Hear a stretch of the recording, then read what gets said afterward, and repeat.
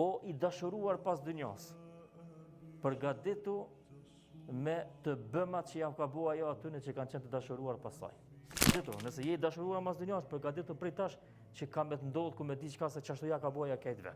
Shumica e njerëzve është se mundohen me e pa dynjan edhe me jetu dynjan pa probleme, pa brenga. Faktikisht e kanë përmbys bot kuptimin e dynjas. Kjo pa brenga, pa probleme, kjo është xhenet. Kjo nuk është dynja. Kurse dynjaja është pjesë e pandashme prej saj, janë brengat edhe problemet. Po këtë arsye Allahu Mesudi sikurse është argumentuar me shumë ajete, shumë hadithe, po ndoshta dy ajete që janë më të drejtë për drejta. Ajeti i parë është thotë Allahu laqad khalaqnal insana fi kabad. E kemi krijuar njeriun në atë formë që ai të jetojë në vështirësi. Dhe kjo faktikisht është edhe në të mirën e njeriut. Vështirësitë, provat e dynjas që vijnë, edhe që i përjeton njeriu, janë sinjal për Zotit që mos mu ka për dynja. Faktikisht është dobi tina që mos mu ka për to për arsye se nuk ka besë. Po këtë arsye disa prej dietarëve, njerëzit që i ka për dynja i kanë quajtur viktimat e dynjas. A ke pona që shtemi, kjo është viktimi një ideologjie. Kjo është viktim e familjes vet, kjo është viktim e kësaj. Amo shpesh harrojmë thonë këta janë shumica e njerëzve viktima të dynjas.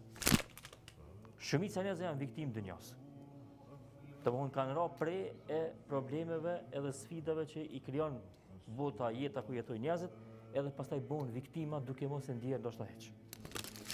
Keve na prek dynjaja, na dëmton, na hub kanë një orientimin, po me qenë viktime e dynjas është meselë e rëndë. Për arsye se që kjo e tregon që nuk e kena kuptu sa duhet qashen ose pozitën e dynjas. Për këtë arsye Abdullah ibn Mesudi radhiyallahu anhu thotë, dynjaja krejt është me brenga. Krejt.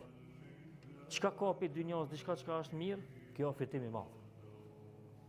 Me të shku diçka çka është mirë, kjo është fitim i madh. Laqad khalaqnal insana fi kabad, e kemi kriju njeriun që me jetu në vështirësi. Prej kur të lindin, lind me vështirësi, arritet me vështirësi, ja nis me fol me vështirësi, dhom të dalin me vështirësi, që përmenin dietarët, pastaj zhagitet, fillon me hec, e kështu me radhë, këta këto janë pjesë të vështirësisë. Me kallëzu që dynjaja është sfidë, sfidë mas sfide, sfidë mas sfide, sfidë mas sfide. Pastaj vjen rritja, pastaj adoleshenca, është pjesë e vështirësisë së madhe, pastaj martesa, pastaj edukimi i fëmijëve, pastaj e mos flasmi për sprovat, humbjet, vdekjet, luftrat, smundjet.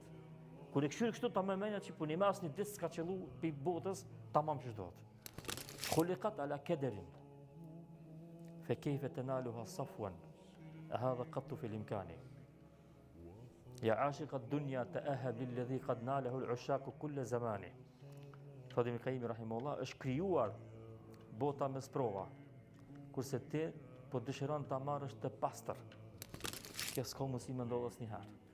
O i dashuruar pas dynjas, përgatitu me të bëmat që ja ka bua ajo atyne që kanë qenë të dashuruar pas saj.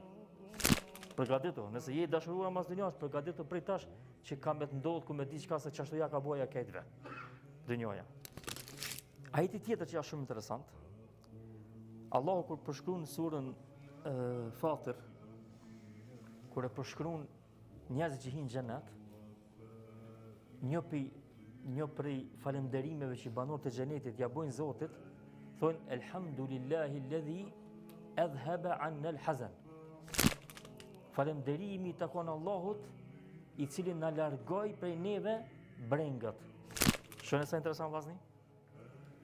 Banorët e xhenetit kur kanë hinë xhenet, e kanë falendëruar Allahun për kohën që e kanë kaluar në këtë botë, për shkak? Për shkak brengave që i kanë pasur. Për shkak mërzijave që i kanë pasur kësaj bote. Sikur që po don përmes këtij ajeti Zoti më thonë që nëse banorët e xhenetit kanë me shiju xhenetin, edhe kanë me ditë falënderim ndaj Zotit, për këtë dhunti është që ja ka largu brengat e dynjas. Andaj do të vllaznia shumë me rëndësi. Na si musliman me e kuptu realitetin e dynjas. dallimi mes dynjas dhe ahiretit. Domthonë ahireti ka mbështetjen mes xhenetit, se ahireti përfshin edhe xhenetin edhe xhenemin. Dallimi mes dynjas dhe xhenetit është shumë më rëndësishme që në kokën e tonë. Mënyrë që me ditën qysh me e balancu jetën në momentin kur na godasin provat e dynjas që janë pjesë e përditshme e jonja. Po këtë arsye dietarët thonë ti mundesh me pa një njeri, një familje, edhe që aty e vrejnë një shembull shumë thjesht qysh e kanë kuptuar dynjan. Janë dy vllazni, njëri të dy të kanë një njëjtën pozitë, të dy të kanë një njëjtën pasuni, nëse të dy të kanë një njëjtën punë. A kanë të dy të njëjtën lumturi? S'ka shans. Po këti kanë njëjtat, nashti edhe rrogën e kanë njëjtë, po ka mundësi edhe rrogën e kanë njëjtë. Vetë se dallimi i kënaqësisë në jetën e të dyve për këtyre është se qysh ju qasën sprovave. Çto është këtë dallimi? S'ka dallim tjetër këto. Krej qysh i qasën sprova. Momentin që ti din një qasë sprovave, ti ke arritën me e shiju çto të mira që janë të botës, çat sa ka mundësi sa ta jap dynjaja. Momentin që s'din një qasë sprova, ti ke ra viktime dynjas. Ti je viktime dynjas. Nashti këtë njëjtë i kemi me vllavin tonë, për shembull, dy vllazni. Këtë njëjtë nashti i keni me punë, me krejt, ai sa ta shef ta gërdit dynjajën, ky tjetër thotë mirë be këtë në rregull është. Ku është dallimi? Dallimi është që ke kuptuar ti dynjan. Çka ke priti pe kësaj botës. Çu që ke trajtu këtë botë. Sa e përgatit për sprovat që vinë për kësaj bote.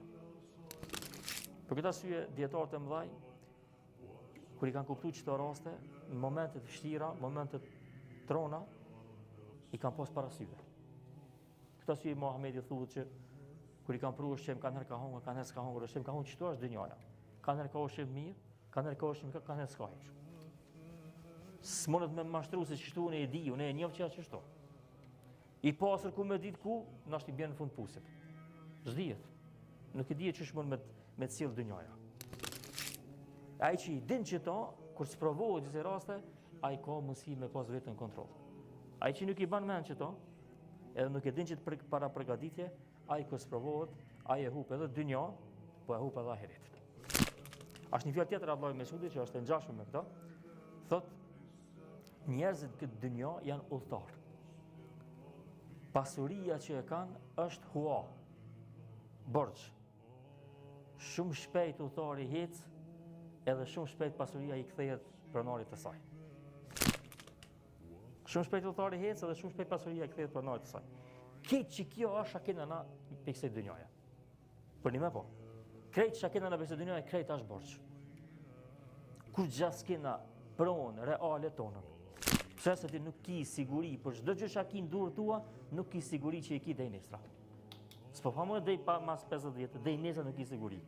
Thuhet për disa prisa, thuhet për një pris të Andalusit të Spanjës, që ka qenë pris 50 vjet, edhe thuhet që e kanë bërë një valloj studimi me to, edhe kanë dhënë për këtë ditëve që ka kalu, ja kanë bërë një valloj holumtimi më të thellë, disa prej dietarëve më vonë, edhe thonë krejt që e kena studiu historinë e tij e kena po që veç 14 ditë s'ka pas probleme. Ama ju kun pris 50 vjet. Këtë çështë i ka pas dorë. Parasysh se kështu është realiteti edhe mënyra se si ecim edhe si jetojmë në këtë dynjë. Për këtë arsye pejgamberi sallallahu alajhi wasallam ka përshkruar shumë bukur realitetin e kësaj bote, edhe pse na domthonë na shpesh edhe nuk e shtim kry. Pejgamberi e ka shembulluar realitetin e kësaj bote sikur një person i cili është nal në hijen e një pemës. Ka fjet dhe pastaj ka hic. Keq kjo është dynjaja. Ke ardhën, ki mundohen të që kjo hija qëto, edhe pastaj ki me ec. Normalisht, s'po flasim tash në aspektin e pesimizmit, domthonë ti duhesh më konë produktiv, më munu me ec, me zhvillu jetën tënde, me zhvillu vetën tënde, me ec përpara në aspektin e të mirave që Zoti t'i ka dhënë, ama çdo herë me kuptu se në fundit është dynja. Çfarë do të thonë fjala dynja, shqip kush e din? Me në dunu. E poshtër, e ult. Çto e ka emrin, edhe çto e ka realitetin. Është e ult se s'ka vlerë në fundit kur dish para Zotit, ajo shajke pas për të mirave kësaj dynjaje.